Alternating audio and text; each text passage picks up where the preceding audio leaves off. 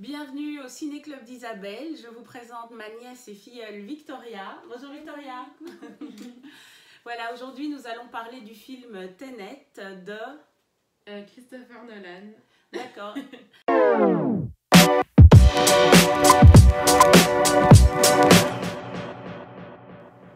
Alors Victoria, donc nous sommes allés voir le film Tenet hier de Christopher Nolan. On va pas spolier les téléspectateurs qui n'ont pas encore vu le film, mais on avait quand même envie de donner nos impressions et d'échanger un peu sur le film comme on l'a fait hier après la projection, mais on avait envie de le faire en vidéo. Oui, donc on va essayer de ne pas spoiler parce que justement le scénario est très important. C'est ce qui fait tout le film et chaque détail compte, littéralement. Donc je vais essayer de ne pas trop spoiler. Donc déjà quand on sort de la salle, on a l'impression de sortir comme on avait dit d'une sorte de transe. Oui, tout à fait. On se dit, ouh, qu'est-ce que je viens de voir? Un peu comme quand on voit Inception finalement. On a l'impression d'être dans un film ou dans un rêve un peu. Oui, dans un rêve. Et là tu fais, oh, ah oui, maintenant je vais revenir à la vie normale. Oui. Et qu'est-ce qui t'a le plus plu dans le film? Par exemple, est-ce qu'il y a une scène en particulier ou est-ce qu'il y a un détail que tu veux mettre en avant en premier? Là, ce qui me vient en premier, c'est comme je t'avais dit, je te l'avais dit pardon hier. C'est plutôt le jeu de la caméra, les prises d'angle et tout ça. Je trouve qu'il a vraiment bien joué pour donner vraiment de l'ampleur justement à l'antagoniste. D'accord, on ne citera pas, bien sûr. Donc oui, tu trouvais, ah oui, le fait qu'on le filme d'abord, on ne sait pas qui c'est, puis après on le filme d'une certaine manière, de sorte qu'il a l'air imposant, et puis moins imposant, etc. à différents moments, en fonction de la narration, quoi, de l'évolution du film. Oui, ça c'est vrai que c'était chouette, tu m'en as effectivement parlé, et je trouvais que c'était pertinent comme remarque. Ben oui, alors moi ce que j'ai beaucoup aimé évidemment, c'est le duo. Oui, je trouvais que le duo John David Washington et Robert Pattinson fonctionne vraiment bien. On sent quand même qu'il y a une complicité dans leur manière de jouer. J'imagine que sur le tournage, ça a dû bien se passer aussi. Alors après, la direction d'acteur est primordiale, évidemment, surtout dans ce genre de film où tout est quand même très précis, très minuté. Moi, j'ai beaucoup aimé le jeu de cette actrice, Elizabeth Debicki. C'est toi qui m'as dit qu'elle allait jouer Lady Di dans la prochaine saison de The Crown? Oui, c'est ça. Alors, elle est impressionnante parce qu'elle mesure quand même 1m90, 90 pour nos amis français. Sans talons. Sans talons, et dans le film, parfois, elle met des talons. Bon, elle est magnifique, elle est hyper bien habillée. Alors, le stylisme, en général, est impeccable. Hein. Franchement, on peut dire qu'ils ont fait un très beau travail. Robert Pattinson et John David Washington, j'ai beaucoup aimé leur costume. Oui, il y a même cette fameuse veste en daim, oui, qui est incroyable, magnifique veste. Donc voilà, en termes de stylisme, on sent qu'il y a un beau travail qui est fait là-dessus et franchement, félicitations aux gens qui se sont occupés des costumes. Je voulais parler aussi des rôles féminins. Ah oui, tout à fait. Vraiment, je trouve qu'ils sont très bien écrits. Que ça soit le rôle d'Elizabeth Debicki. Oui. C'est ça.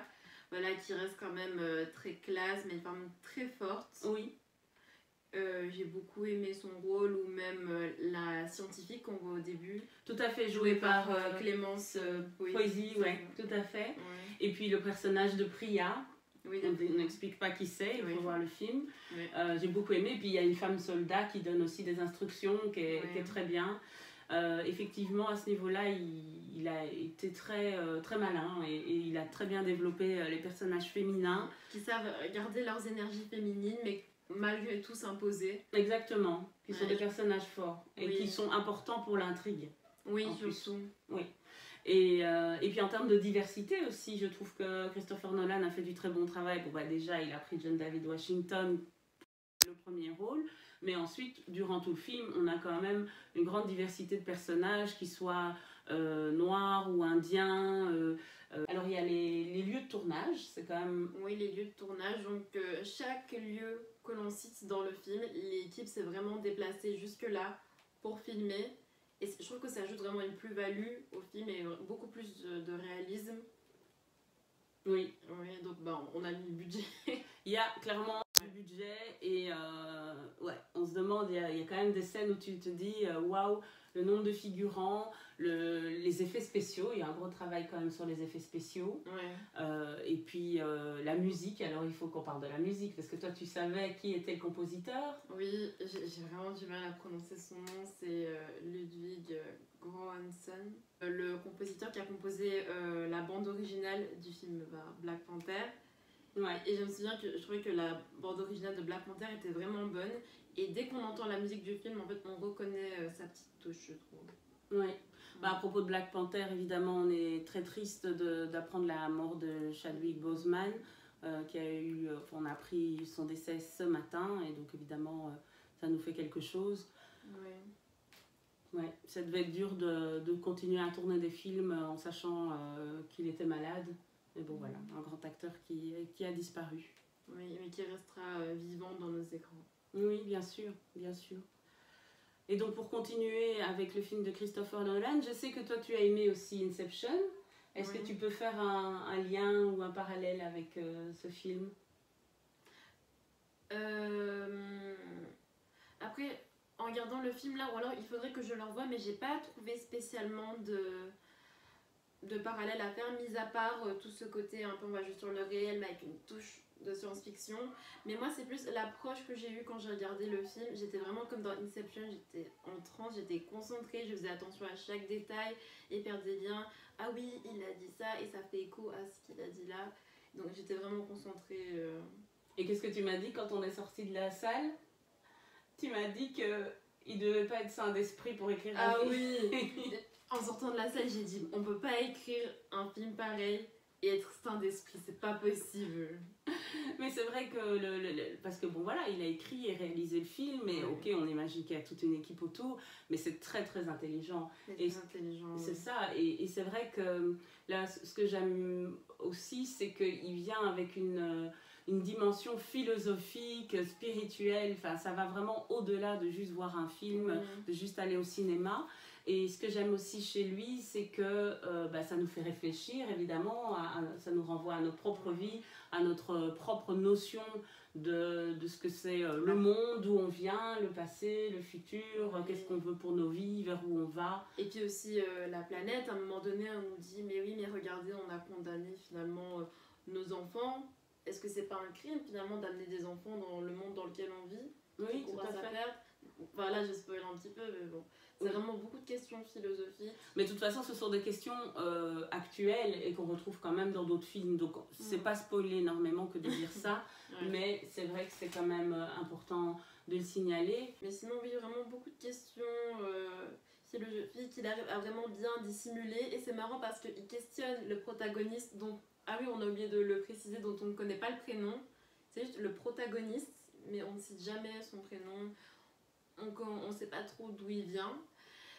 Et en quelque sorte, des fois, c'est des questions après qu'on se pose à nous-mêmes et qu'on se dit ah oui, c'est vrai que. Je sais pas si c'était clair. C'est très clair ce que tu dis, mais tu sais quoi, je n'avais pas pensé comme ça. Donc, merci Vicky. Ouais, franchement, je n'y avais pas pensé. Mais j'ai retrouvé ce que je voulais dire, et c'est ce que j'expliquais ce matin à un ami. C'est que. Je pense que Christopher Nolan, c'est la réflexion que je m'étais faite quand j'ai vu Inception, c'est qu'on sent quand même les références des autres films. Donc par exemple, il y a pour moi le clin d'œil de Michael Caine qui est dans Inception et dans Tenet. Et ça me fait penser évidemment au film qu'il a fait, genre French Connection, etc. Et donc c'est là que je me dis, oui, clairement, Christopher Nolan n'aurait pas pu faire ce film, donc Inception, mais maintenant Tenet, s'il n'avait pas vu tous les films qui ont eu lieu avant, comme French Connection. Moi, j'avais fait un lien aussi avec Cliffhanger, mais voilà, les plus cinéphiles d'entre nous verront forcément plein d'autres références, James Bond, etc. Et donc, je me disais, clairement, c'est parce qu'il a vu tous ces films qu'il a pu écrire un film comme Inception et aujourd'hui un film comme Tenet. Et c'est ça que je trouve qui est vraiment chouette, c'est que c'est aussi quelque part le sujet de son film, finalement. Le passé, les références qu'on a du passé, qui nous servent pour notre présent et qui ont un impact sur notre futur. Oui, vraiment c'est vrai, c'est ça. Oui. Après j'ai pas vu tous les films que tu as cités. Mais tu as vu plein d'autres films et tu regardes quand même beaucoup de séries. Oui.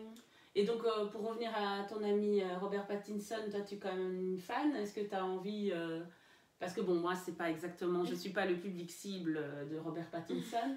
Mais toi, qu'est-ce que tu en dis avec tes yeux de fille de 16 ans? Quoique son public a changé, hein, parce qu'en fait, quand il a eu terminé la saga Twilight, qui a duré quand même 5 films, il a fait vraiment beaucoup de films indépendants, par-ci par-là, pour vraiment se détacher du personnage d'Edward Cullen, parce que c'est vrai que souvent, ça s'accroche quand même. Ouais. Ben là, il y a un film qui s'appelle The Lighthouse avec Willem Dafoe, mais je l'ai pas encore vu. Oui, ça fait déjà un petit temps, mais il est encore en salle, mais je l'ai pas vu. Mais bon, oui, il est pas un peu trash ce film? Aucune idée, mais je te laisse continuer. Mais tout ça pour dire qu'il joue d'autres types de rôles, quoi. Oui, et puis c'est un acteur qui a vraiment beaucoup de talent. Et je trouve que Edward Cullen ne rend pas assez justice à son talent d'acteur. Qui est Edward Cullen? Son personnage dans Twilight. Ah, pardon. Et non, je trouve qu'il a vraiment un bon jeu dans Tenet et beaucoup de charisme. Vraiment, que ça, juste la manière dont il marche, dont il porte les costumes. Waouh. Oui, après,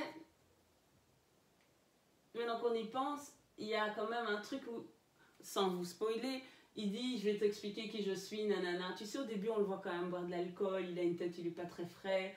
Moi, je pensais qu'on allait un peu nous expliquer un peu son parcours, pourquoi il en est arrivé là. Et finalement, on ne nous dit pas grand-chose. On ne sait pas grand-chose de lui.